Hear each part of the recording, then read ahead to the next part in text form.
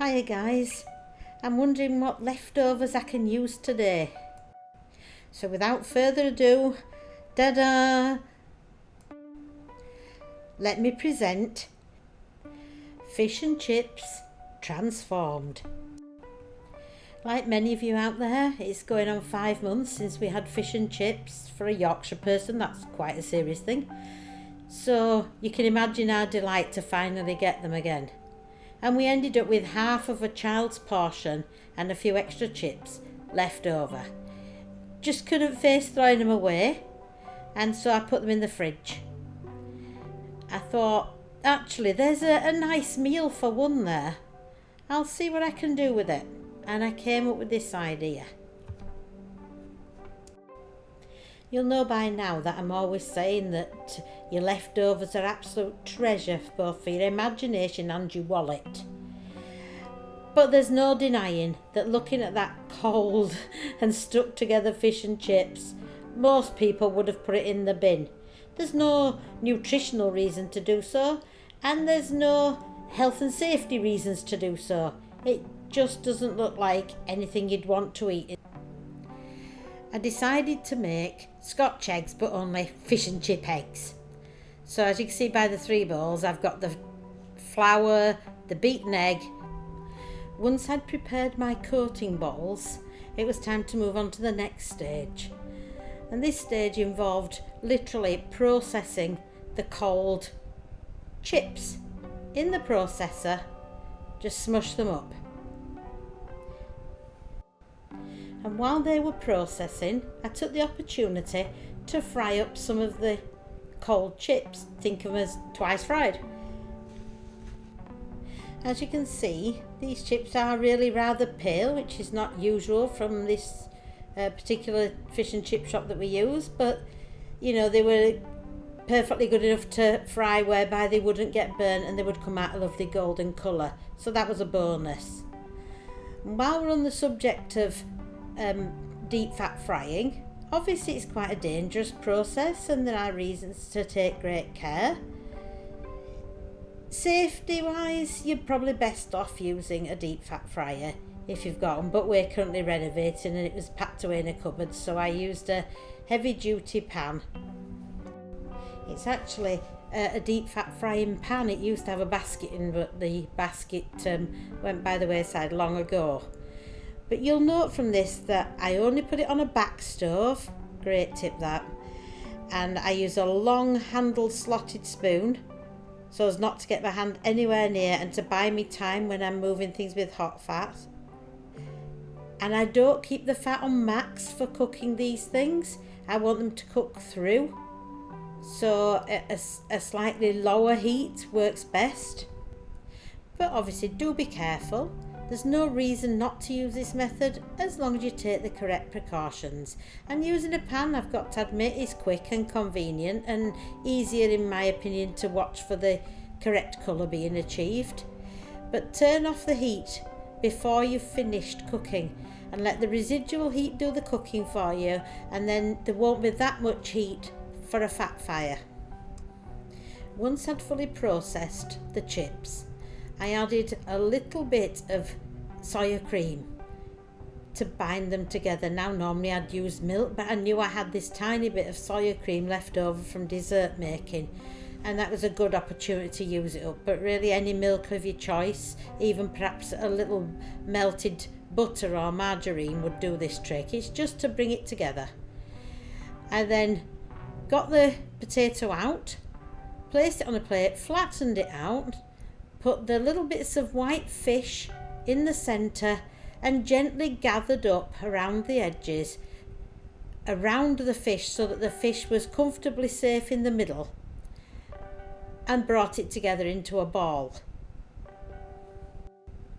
There is an opportunity at this stage, should you wish, to add other bits of leftovers. Perhaps you've got a tiny little bit of smoked salmon or anything like that, even ham, a piece of cheese. All sorts of things could be added at this stage, some parsley, other herbs. It's up to you and your taste and your preference and what you're wanting to match the actual fish cakes with. So, but this would be a stage where you could do that. If I'm honest, I do have a personal favourite. I quite like a little tiny piece of chorizo in it, or even some crispy smoked bacon. I just think they give them the nice smoky accent to it. But in this case, I wanted to stay classic. But you could actually add a tiny bit of cheese sauce or white sauce if you happen to have it in the middle to make a more runny melt in the middle centre. That'd be very nice, I think, but I haven't actually tried that yet myself. To be honest, if I want a runny centre, I do tend to put some cheese in, and that just sort of gives me the look and the texture that I'm looking for, and it's a lot less fiddly than a more liquid sauce would be. Anyway, at this stage, I'm preparing a chip basket to receive the chips that I've just been frying. These chips will stay piping hot as they drain on the kitchen paper whilst I quickly fry the fish cakes. Because all the contents of the fish cakes have been previous, there's no worry as there would be with raw meat as to whether it was fully cooked through and safe to eat, so there's a big bonus. It's worth a mention at this stage why I think the chips made a far superior coating than cold mashed potato would in this case. It's the moisture content. Because they were fried, not boiled or steamed, the moisture in them was so low that it was able to form and hold its shape so easily. It made making these fish cakes a simple task. As you can see, dealing with the mushy peas was literally child's play. I simply scooped them out into a ramekin, which I microwaved for a minute near the end of the process. Once I'd heated the mushy peas, I added a small sprig of mint fresh from my garden, and the heat in the peas released such a lovely scent from the mint, just a light hint of mint in the air. It went really well with the dish. As you can see, here's me ready to take out those lovely crispy golden chips. And I'd prepared a dish for draining them, and as you know, I've already prepared the basket to receive them for serving. But you can't deny they look a gorgeous colour now. And if you can just tell by the way they fall from the spoon into that dish that they are crispy and full of flavour. You can only imagine what a delight they are to the taste buds as they dip in that lovely cold tartar sauce or those hot mushy peas.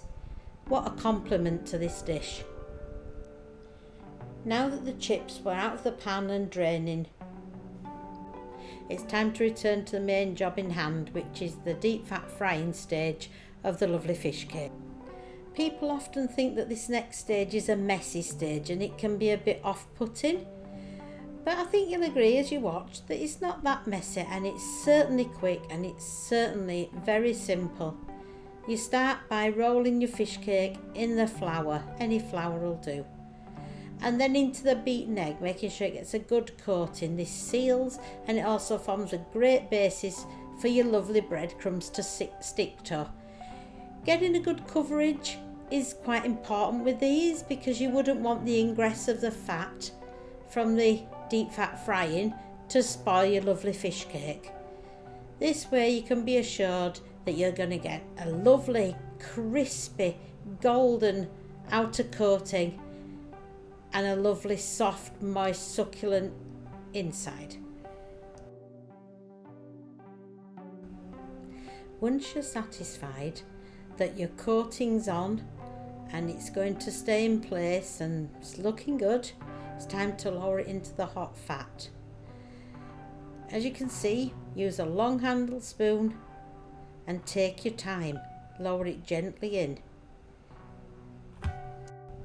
Believe it or not, these are going to take 5 minutes or less to cook. So remember, you don't have to cook all the filling. You're simply reheating it and cooking the lovely crispy coating.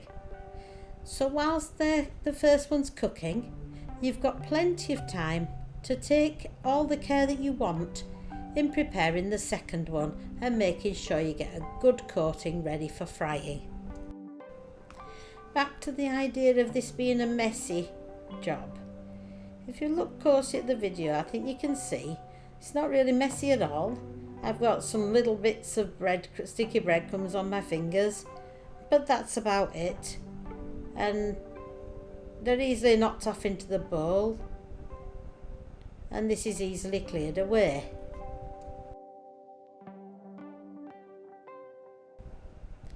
With that one prepared, it's now time to get the first one out of the deep fat fryer. It's looking gorgeously golden, and as you can see, it moves freely around the pan. There is no sticking.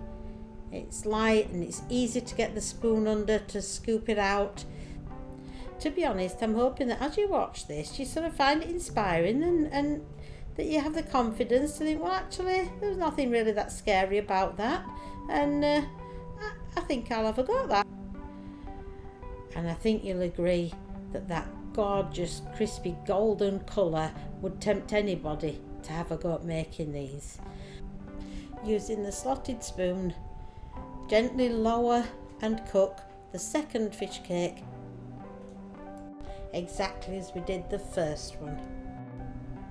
And here we have it, the final finished product. And doesn't that look great?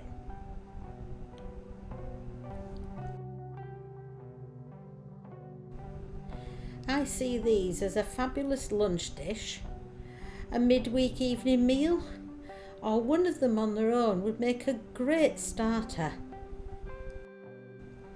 I used Jamie Oliver's 20-minute pickle recipe to make this pickled cabbage. It was beautiful, definitely worth a try.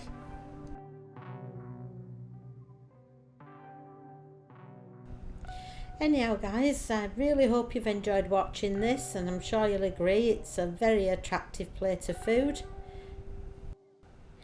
So subscribe, ring the bell, and remember always, treasure your leftovers. They're golden.